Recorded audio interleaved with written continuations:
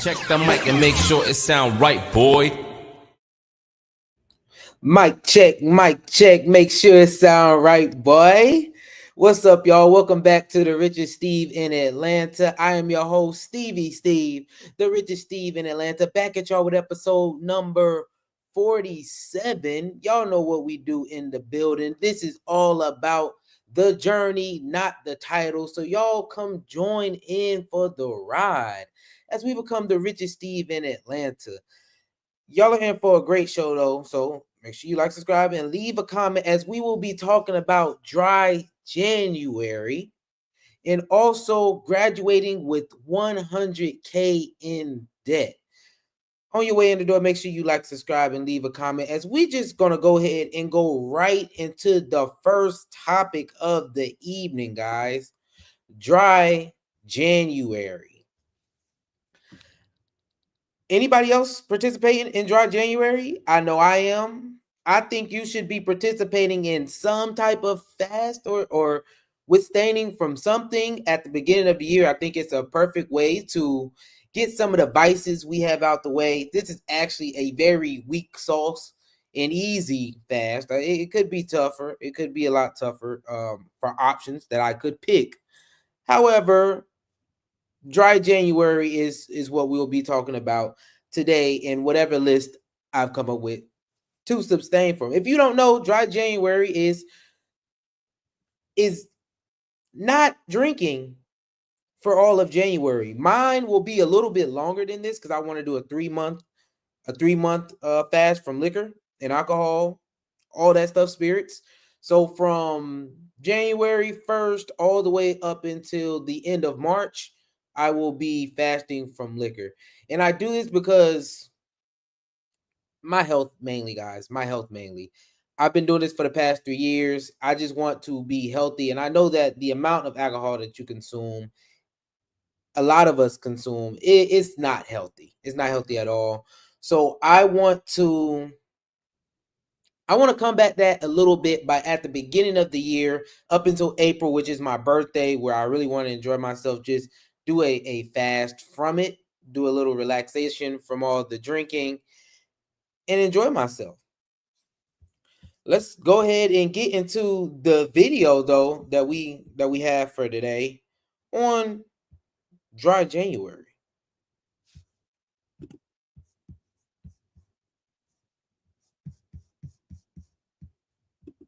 Let's get it. Well, this is the season when people resolve to be healthier and happier in the new year. And one popular resolution is to give up alcohol. Many people will commit to a dry January. And joining us tonight with some expert insight, Dr. Stacey J. Stevenson, author of Glow, 90 Days to Create Your Vibrant Life from Within. Welcome back to the show, Dr. Stevenson. Thank you so much, Rob. I'm happy to be here. Happy holidays. There's exciting things going on in Chicago tomorrow. Yes, you just heard our last segment. There's so much going on. By the way, if that's your home, it looks wonderful. Is that real behind you? It is. And I'm actually coming to you from Colorado. Oh. That's why it looks pretty Christmassy. It does. It looks great. What are hometown Chicago, but I happen to be in Colorado today. Yeah, that's a good place to be. What are some of the reasons someone might choose, in your opinion, a dry January? Well, remember, we all want to kick off the new year with the resolutions and the new year, new you. But I think the best reason for dry January is we do our, be happy, drink, be merry, and eat a lot. And we just need one thing to choose. And I think it's really tough to say you're going to change everything on January 1. Yeah, it's not terribly realistic. So dry January has been something that health professionals like me have come up with, that we've said, hey, let's take it a step at a time and eliminate alcohol for simply 30 days. Because most of us should be able to do that for just 1 month. And then you'll see how much better you're going to feel. And you'll get more and more encouraged for some of your other opportunities for making changes in the new year. So, yeah, she's not lying, y'all, especially after all the things that have been going on during the holidays. It's a lot of stuff that go on during the holidays. What? Let me get. We could start it in October. Halloween, very big, very big. Let's drink. Let's get drunk. We got the costumes on. You feel me? everybody want to get into character and doing all that stuff, you gonna drink. You gonna drink. So that's consuming a lot of alcohol. Then let's get into November. It's also Thanksgiving. How many Friendsgivings have y'all gone to? I know y'all. Hey, I got a video out. Hey, shameless plug. Y'all know we about the shameless plug. Steve versus the world. Go check that out. Friendsgiving. And y'all know what I bought? Y'all want to know what I bought? I bought a bottle of Don Julio. So that's what I'm saying. It's fasting time for sure. And then after all the Thanksgiving and stuff, here comes Christmas. Here comes Christmas. I know a lot of y'all got wine bottles for Christmas, got bottles for Christmas.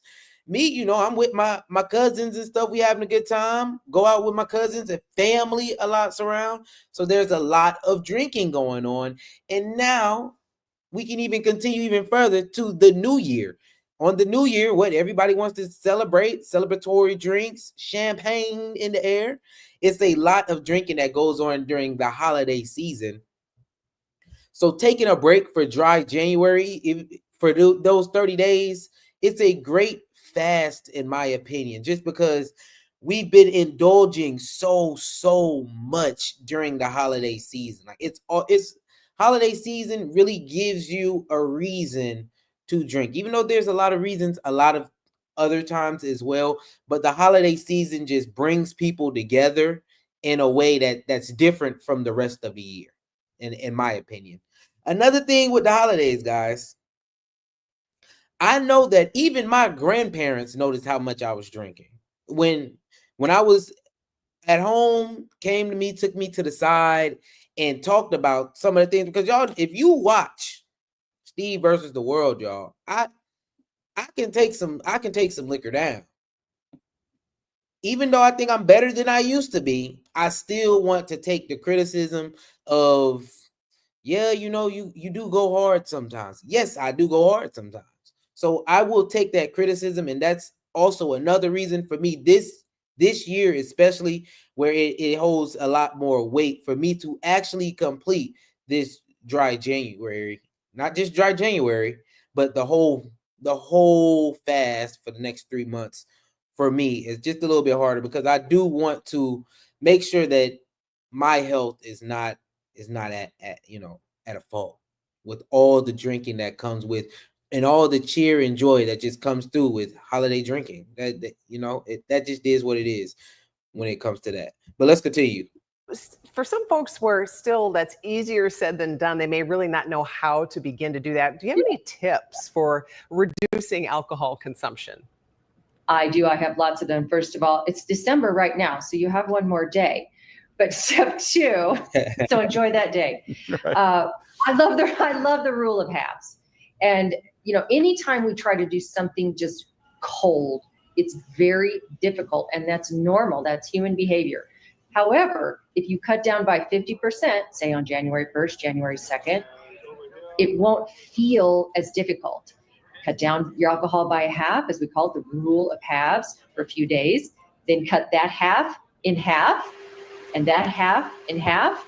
And by then, on the average, for average drinkers, you will then be drinking nothing, and you won't feel it as much. You can apply the same opportunity with coffee or sugar. But for dry January, we're particularly discussing alcohol consumption. I don't know, y'all. That little tip sounds like you ain't really participating in dry January. Am I the only one? Am I the only one that feels like that tip is not participating in dry January?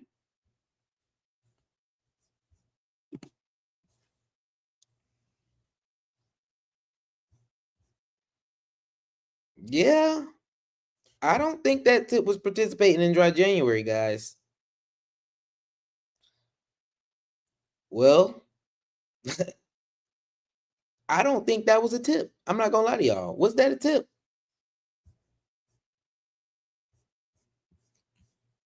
Hold on. Somebody's saying that the audio didn't play. All right, let me rewind that back. Let's get it. So for some folks where still that's easier said than done, they may really not know how to begin to do that. Do you have any tips for reducing alcohol consumption? I do. I have lots of them. First of all, it's December right now, so you have one more day. But step two, So enjoy that day. Right. I love the rule of halves. And, anytime we try to do something just cold, it's very difficult, and that's normal. That's human behavior. However, if you cut down by 50%, say on January 1st, January 2nd, it won't feel as difficult. Cut down your alcohol by a half, as we call it, the rule of halves, for a few days. Then cut that half in half, and that half in half. And by then, on the average, for average drinkers, you will then be drinking nothing, and you won't feel it as much. You can apply the same opportunity with coffee or sugar. But for dry January, we're particularly discussing alcohol consumption. Now, let me say this again. Did that sound like a dry January to y'all? I don't know, y'all. Dry January to me sound like not drinking. Some tips to help you avoid actually drinking dry January is that you need to know your habits, because you need to know the places or the activity that usually causes you to drink. If you're going out to the club and you normally drink, if you're going out after work and you're drinking usually, those are some of the habits and places that you know that you will be drinking that I would advise you to avoid. If you know that when certain friends come around that you drink, you might want to avoid those friends. It's just a month, guys. Avoid those friends or give them the heads up that you won't be drinking for January. So please, show a little courtesy and not offer me that beer like you normally would. That would definitely help y'all out, knowing your habits. A lot of times when you're at home, you're drinking, it's because you're bored. A lot of times y'all are just bored and you're not creative enough. I'm sorry to say it. You're not creative enough to actually entertain yourselves. So that's why you'll be like, okay, well, let me drink. I'm at home sitting just watching TV. I want to relax. I want to de-stress. All these different things. Let's become a little bit more creative in ways to occupy ourselves or to de-stress, instead of just running straight to alcohol. For this fast, it's only a month. It's dry January. So that to me is the biggest thing that will help you get through dry January, is knowing yourself, knowing your habits, knowing your behaviors, knowing the systems that you have set in place already, which leads you to drinking at bars or clubs. All those things will definitely help you on your journey. But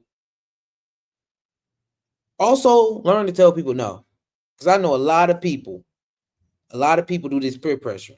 Tell them no. Say, nah, I'm not doing it. If you get the backbone to be able to tell somebody no, I'm telling you, you will make it through this little 30 days. 30 days should be pretty easy. Now, if it's not pretty easy for you, maybe you do need to do the halves. And let's half it down all of January, and then on February go in. Hold on, y'all. Somebody's knocking. Hello? Kind of like, it's almost like. Hello?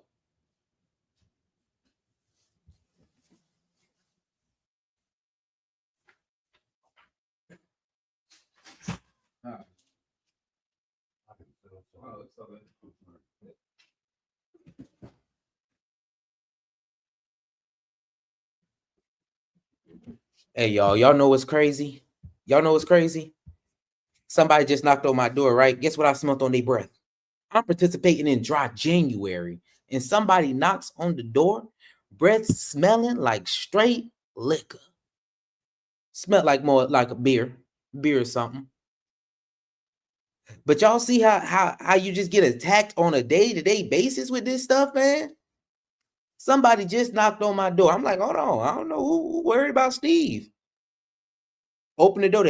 Sorry, I knocked on the wrong door. I smelt it on their breath. They must have just got off work. Y'all know how it is when you travel for business, y'all. Usually afterwards, it's a lot of people that drink. So this dry January, hey, everybody need to participate in this. It's a lot more people than just me that could participate in this. But let's go ahead and continue. Like a moderation thing in reverse, right? Kind of just challenge yourself and scale back over time. Carrie, you were mentioning some non-alcoholic drinks. that you could recommend? Some people can still get the flavor. Well, you might be able to, Karen, but Dr. Stevenson, some non-alcoholic drinks that will make you feel like maybe you're having a cocktail, but it stays right along the line of dry January. It does. And you know what? There are many fabulous recipes out there that could give you an enjoyable mocktail, give you lots of antioxidants. There's a whole group now of adaptogenic mocktails, which help your energy and help your immune system improve. I actually have recipes in my book, Vibrant, that has very healthful mocktails. There are non-alcoholic commercial drinks available. That's going to be a little bit more processed. But you can very easily make wonderful mocktails at home. I'm noticing restaurants and bars are improving in their mocktail offerings. It really is a wonderful trend out there where you can still enjoy a healthy, non-alcoholic drink. And remember, you're going to feel better afterwards. Well, even with I don't know about y'all, but yeah, I don't like doing that. I'm not gonna lie to y'all. Y'all heard of what's his name? Tom Holland? He got a new beer out. A new beer, and it's beer with 0% alcohol. I would never go for that because I just don't like the taste of beer. But I guess, if you do like the taste of beer, I don't know how you could. I know a lot of people do though. It's an acquired taste. Or some of y'all might want that wine. That's an acquired taste and all that stuff. There are products out there for you. I'll say you go enjoy those. Steve, I don't want no mocktail. I really don't want nothing that just tastes like liquor unless I'm getting the effects. Let's be real. I don't want to drink beer without the effects. I don't know who drinks beer for the flavor, but hey, y'all got that. You may still be in some situations where you're out and about, and other people, social situations, others may not know why you're doing it. It may challenge you. How can you navigate those and with sticking to your resolve? You know what? It is difficult because it's easy, it's social, but if you just want to make it really easy on yourself, there's always club soda with a lime or a lemon or some kind of fruit in it, and no one will know. So if you just don't want to have the conversation, just make it look like you're having a drink. Another way might be just to order the mocktail and explain to your friends that you're working on some healthful alternatives this year and you're enjoying it and you're feeling better. And hey, they might ask you what you're drinking and how you're feeling and why you're doing it. And remember, you're going to be the designated driver that night too. So they might love you even more. It's easy to just.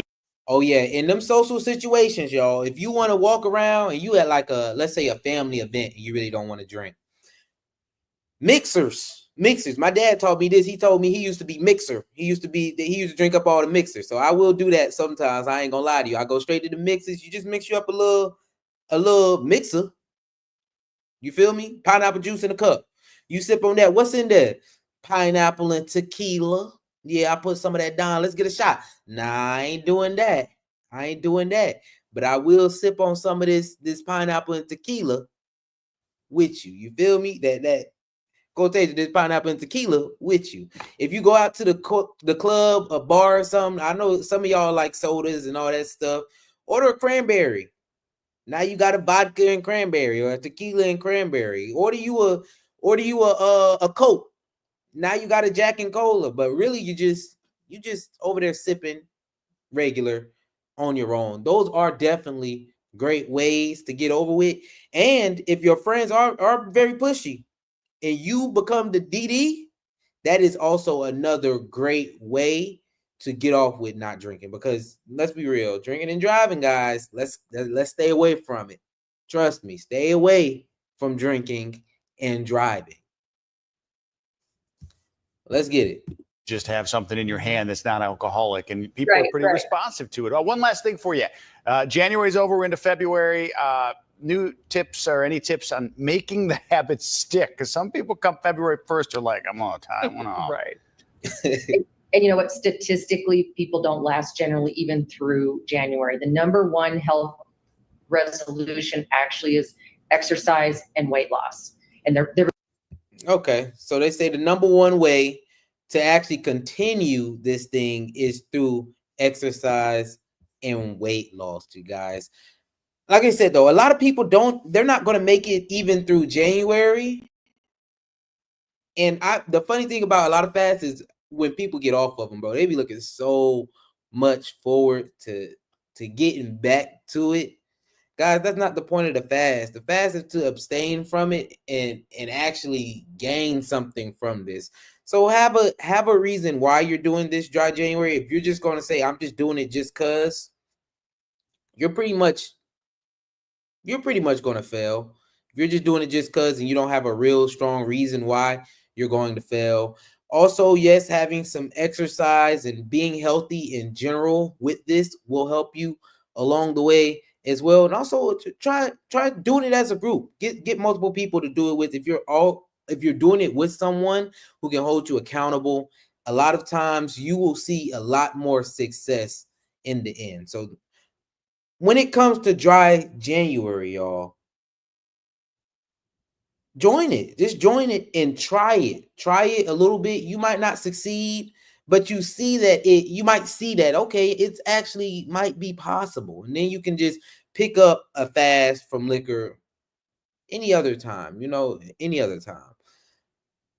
Make sure y'all like, subscribe, and leave a comment. Let me know how y'all feel about dry January. Also, let me know what other fast or anything that you might be participating in, because I know it's a lot of people at the beginning of the year who want to do fast, and this is a part of their New Year's resolutions and all those little extra shabazz things that in the end we'll see how well it goes. And I'm not far from that, because like I said, I've been doing this. This is the third year I've done it. 1 year I hit, 1 year I missed. So we at 50-50 right now. Even with me, we're at a 50-50 split. So we trying to be in the positive. We don't want to go negative with this thing. So for the next 3 months, that's what I'll be doing. Not dry January anymore, just abstaining from alcohol and everything. So make sure y'all like, subscribe, and leave a comment as we move right on into our next topic of the day. Graduating with $100,000 in debt. Y'all, I was on YouTube and I seen a cat talking about he's graduating with $100,000 in debt. I'm just like, oh my gosh, y'all know I can't even fathom having that much debt. I was able to pay off the debt that I had from school, which was $30,000 of that. And I could just imagine what it would be like if it was $100,000. I don't even see myself going anywhere that would have cost me that much, because I know a lot of schools do. Whether it's worth it or not, that's on somebody else to decide. But I do want to know, is his $100,000 worth it? I want to know, what all did he actually spend that $100,000 on? Like, was it actually school? And I also want to know what degree is this dude getting with this $100,000 in debt? Because if it's a basket weaver, then I know that he was spending this money on a whole bunch of bull. I also want to know how long he was in school too, because that makes that matters a lot when it comes to this stuff. Anyway, let's go ahead and get right on into this video. I'm graduating with $100,000 in debt. Yeah. Let's go. $100 in debt, on the other hand. And I really don't know how to feel about that just yet. I wouldn't know neither. The only reason why I truly went to college was because of my mom, right? When I was in high school, I was like, I don't want to go to college in the first place, right? I kind of already knew I wanted to do like YouTube, be an entrepreneur, go down, the digital route, in other words. But, my mom was raised in a different, headspace. She went and got her master's and stuff like that. So that was the headspace she was pushing on me at the time, right? So, how parents be like, hey, if you're going to stay here, you got to go to school, right? And so at the time, I was like, whatever. And I ended up going to Cal State Northridge, right, for business real estate. And then, bro, long story short, I didn't want to be there no more. Okay, let's stop it right here at the beginning, y'all. Already from the beginning, he chose college for the wrong reason. Let's be real. So we already know that this whole thing about to be some bull, and he got $100,000 in debt for no reason because his mom wanted him to have it. Let's be real. His mom probably got $100,000 in debt and still paying it off to this day. Yes, probably. Yes, probably. Like, let's be real. I'm not surprised though, because let's be real. Black women are, from whatever stats or whatever, they most educated, most in debt. So of course they push the education on the kid, especially if they have a master's. But the fact that he already did not want to go, remember last week what we was talking about, is 3 options. College. That's your first option. He didn't want to do it. So now what is there? Trades or the military. Trades or the military is what this young man should have pursued instead of going to college. Because off the gate, if you telling me that you went to college because your mom wanted you to go, you're going to college for the wrong reason, and you're already setting yourself up to fail. Do not go to college because your mom wants you to go. I even have friends, acquaintances, whatever, that I knew my freshman year in college that flunked out the first semester. Probably, honestly, shouldn't even have been there, but they went for some of the same reasons. Yeah, my parents wanted me to go. 1,000% the wrong reason to go to college. I ended up failing on my classes on purpose and got kicked out. Yeah, and not surprised. Y'all see in the this? back of my head, I knew I still need to go to school. So I found this film school since it was kind of correlated to what I wanted to do digitally anyways. And now it's about 4 years later, I'm about to have the bachelor's in visual effects and editing. But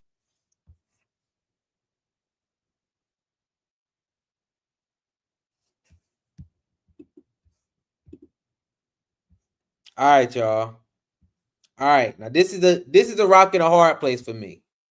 This is a rock and a hard place. I need to know how much a visual effects and editor makes on regular. Hold on. How much does a visual effects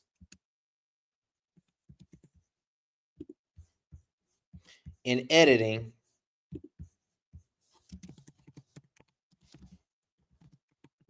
major make? Let's go. Let's see.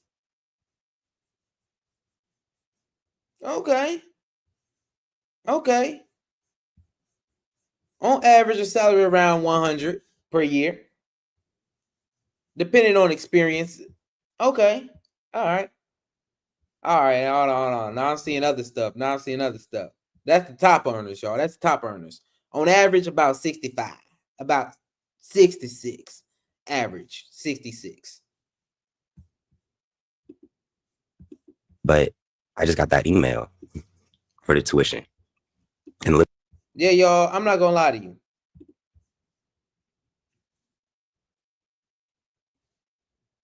You can self-learn editing. I'm just saying. You can self-learn editing in YouTube University, boot camp, the mess out of visual effects in editing. Especially with this YouTube thing. I know people who making bags, they make thumbnails. You don't have to go to school for that. I think this $100,000 with that degree is officially considered not worth it. I honestly think it's not worth it. Am I making 100K? No, I'm not. Well, let me not say that I'm not making 100K. Did I come out of college making 100K? No. But my degree, which is an electrical engineering degree, in total probably cost me, because I paid 1 year for mine, y'all. I did pay 1 year. So I'm gonna put 11,000 on that 30,000. Put 11,000 on that 30,000. I'm gonna say probably around half of what his cost. I'm gonna say half. because let's get the little it's extra stuff in there. Half of what he paid.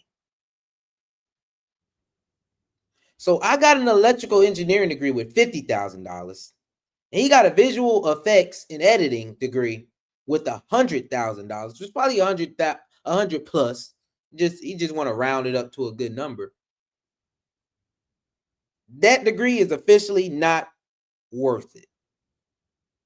Not at all. I don't know what he was doing in college. Probably didn't have a job. Maybe he did. Maybe he did have a job. I don't know. But with $100,000, what school did he go to for this? Yeah, when I got that bill, I probably would have been looking like wow too. Not worth it. Looking at it, it was like, wow. Because personally, I don't think that was worth $100,000.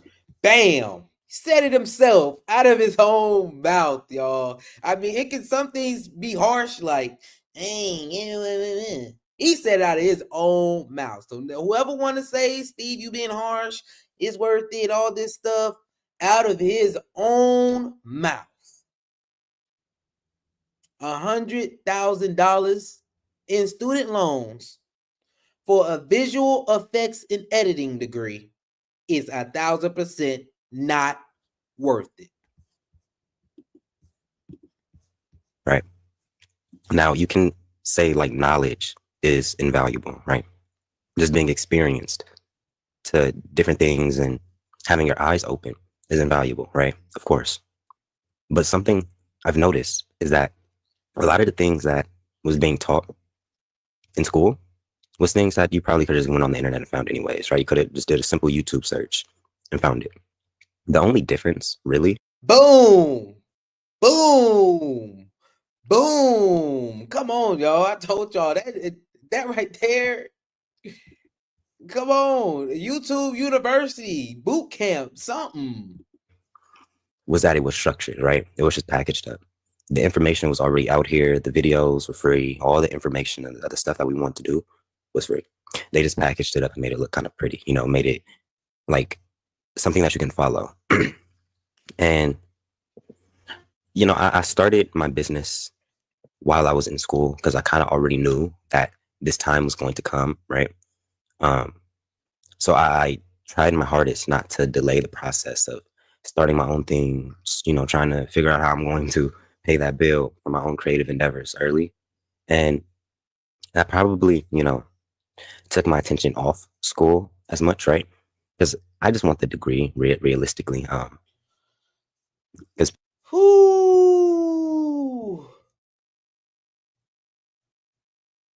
I just want the degree. I just want a degree. They say a degree will save me. Not going in $100,000 in debt for it, though. I think he's regretting the decision that he made. I think he's regretting going to school in the first place. I think he's holding some like, Mom, why did you even tell me to do this? Some resentment in his heart for going to school. That degree is not always worth it. And this is an example right here. In the first 3 minutes of this 16-minute video, 17 really, if it's 3 seconds off. He's telling you out of his mouth that the whole experience was not worth $100,000. People, say it's a good backup plan, whatever the case may be. So why not? But the closer I got to the back end of school these last couple months, I was like, this isn't something I really want to do as a job, right? The skill set is amazing. I would love to implement that, into my own creative endeavors when it's needed. But I can't see myself doing that every single day, 9 to 5, regardless of how much money it pays me, right? It just wasn't aligning. I have more of a free spirit, right? And going down that path was causing me it felt like I was going to have to settle in some type of facet. And it really just wasn't sitting with me. But as for this $100,000 that's about to get put, on my name, which is realistically it's already on my name. You got to pay. It isn't so much like anxiety, right? Because like I said, I knew that this was coming.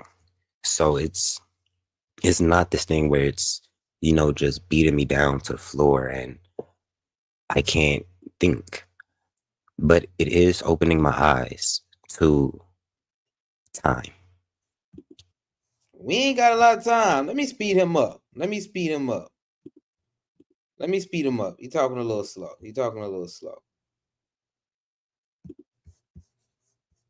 Right. If I would have aligned myself sooner with things that I actually wanted to do, I probably would have saw results, right? In the areas that I truly wanted to. I think school kind of put a crutch behind me, right? Because at the times where I wasn't going as hard, I wasn't as focused, I wasn't, doing what I needed to do. The excuse was always, well, I'm in school, I'm a student, I'm learning, whatever the case may be. What most typical college students do, really. They use it as like almost an excuse to not move forward. And that was kind of, what I was doing. I was, applying myself, but it wasn't to the fullest capacity and in the right places, right? So now that I'm about to graduate and my time is coming back, I'm having to make decisions about what do I actually want to pursue, what do I actually want to do, etc. It's not pulling me so much towards what I went to school for. And it's crazy because a lot of people say people don't usually get jobs in the thing that they went to school for, right? This isn't something that's foreign. Granted, it's still in the same, area, right? Because it's Who, y'all? I ain't gonna lie. I feel bad for this dude, man. I'm not gonna lie to y'all. I do feel bad for this dude.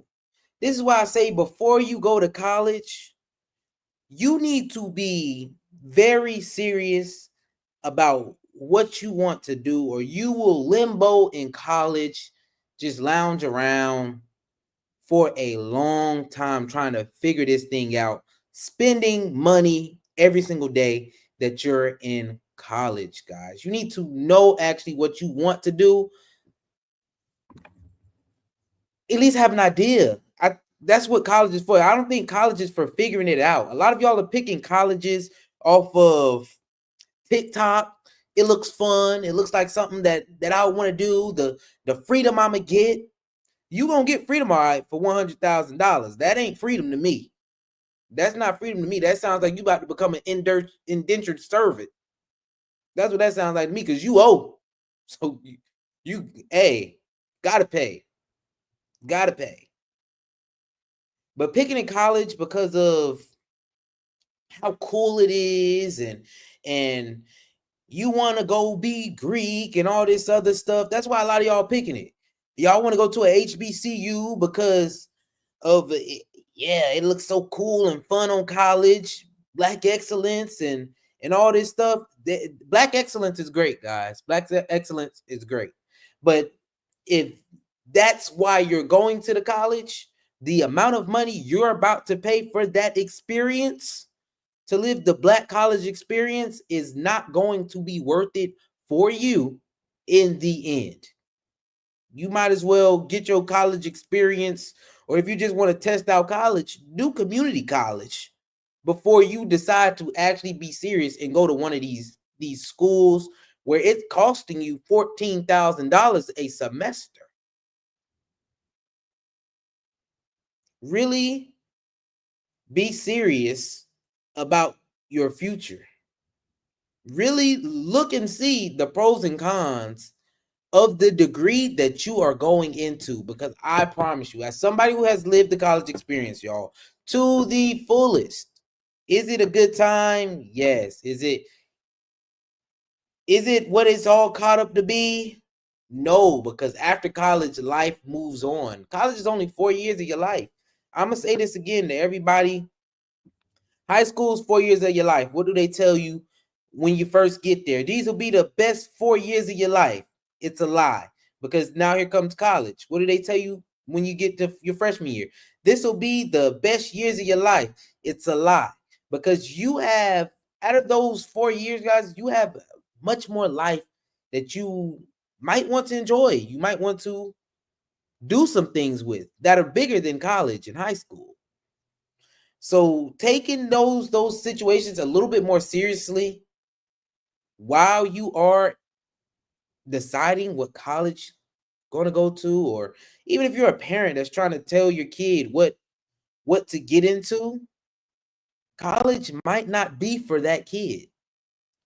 Pushing school might not be for that kid. Now, the one thing I will say is that you need to learn something after high school, yes, which means you might have to learn a trade. Go into the military. I promise you, you'll learn something there. You're going to learn something there. But we need to figure out now that there are other routes other than college for a lot of people, guys. For a lot of people, college is not made for you. I do want to see if he says anything else interesting real quick. Let's skip along some. Whatever the case may be. Like, these are just things that was normal editing.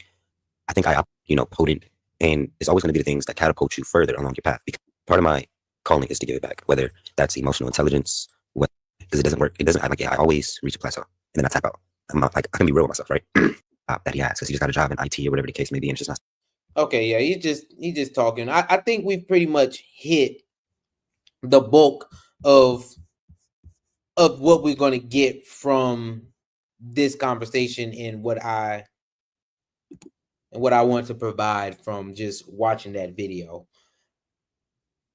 Graduating with $100,000 in debt for a visual effects and media degree, bachelor degree, not worth it. So I need us as a community to come together and make a decision on who needs to be going to college, who needs to be going to trade school, who needs to be going to the military.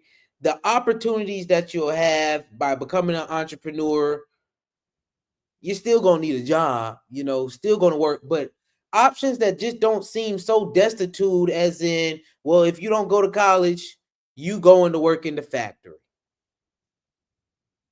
Because there are a lot more high-paying jobs that you will get in a year of going to a trade school than a lot of these college degrees. So let's come back to the table. Let's make some decisions. Let's see what is actually worth pursuing in college, and cut out all the other bull of you want a college experience. College experience is for rich people, in my opinion. I don't think a college experience is for middle class. I don't think it's for poor people. College experience is not for that, because the only thing it does is it puts you in more debt. You'll have more stress and anxiety, just like my boy said. I'm about to graduate and I have anxiety because I have $100,000 in debt. I don't know how I'm gonna pay it off. Yeah, it is. And I feel bad for the guy. I'm not gonna lie to you. I really do feel bad for him, because he didn't think that there was any other way out. He honestly could have stayed home, and if he wanted to do the editing and all that, learned on his laptop and went to work from there. Learn his editing, get a camera, start shooting. It's a lot of things he could have done to learn editing and been successful with editing without even stepping foot on a college campus. And then the only reason he should have been hopping on the college campus, the only reason he should have stepped foot is because he was going to visit one of his friends for their homecoming or something like that. Then he gets the experience of college. That's what he should have experienced college, when he was going to visit for homecoming, for a party they was having, to celebrate one of his homeboys' accomplishments or something. That's the only reason. Y'all let me know how y'all feel about this, though. Is college always worth it, especially graduating with $100,000 in debt? Make sure y'all like, subscribe, and leave a comment. Guys, we are now at that time of the show where check up on Steve, man. I'm doing great, y'all. As y'all see, I am in Daytona. We working. I got about 3 more months on my worker sprint. So before I have to slow down a little bit. I have to slow down a little bit on the traveling, taking a toll. Traveling, living out apartments takes a toll. But we are going to stay strong for the next 3 months. We are going to get through the beginning of this year. We're going to smash down walls. We're going to knock down barriers that we are facing. We are going to learn a lot more. We're going to become more valuable in this whole process. Like I said, one thing that y'all see, I will be doing that dry January, but I will also be doing a dry February and a dry March. We are going on a liquor fast for the next 3 months, guys. I do this every year. I'm looking forward to seeing this. I actually look forward to telling people no. I'm not going to lie to y'all. Tell them, nah, I can't even do it. I can't even do it. Showing up to parties late and leaving early. That's another tip, y'all. Show up late and leave early. That way they already been drinking. They ain't even gonna pay that much attention to you, other than when you walk in the door, they want you to take a little drink. But after that, they ain't gonna be paying attention, and then leave early before all that bull start happening. It's pretty much the playlist now, y'all. Saving a lot of money, doing all that. Yeah, my main focus pretty much right now will be my job and doubling down on content creation as well. Y'all let me know how things are going. You know, we're not in the studio right now, so I can't gloat too much on the studio. I was only there 1 week, but I'll be back there soon, and then I will probably be there on a little bit more permanent basis after my last trip to Sweden. But yeah, I want to say thank y'all for tapping in, man. On your way out the door, make sure you like, subscribe, and leave a comment. Thank y'all for watching. I appreciate y'all for tapping in. Peace, love, and riches. I'm out. Yes, sir. Let's get on out.